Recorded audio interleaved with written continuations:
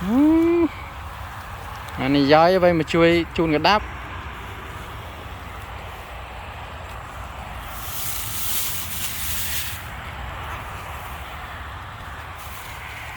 nữa hả nó hai cái nữa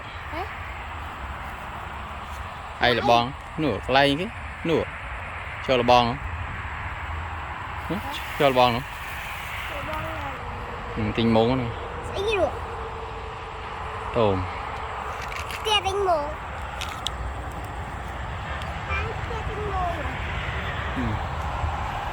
đây là bướn lươn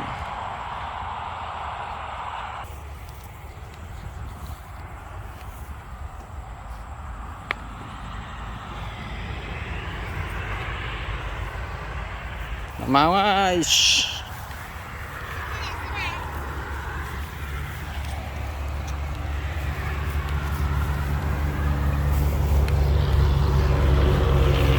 lướt lướt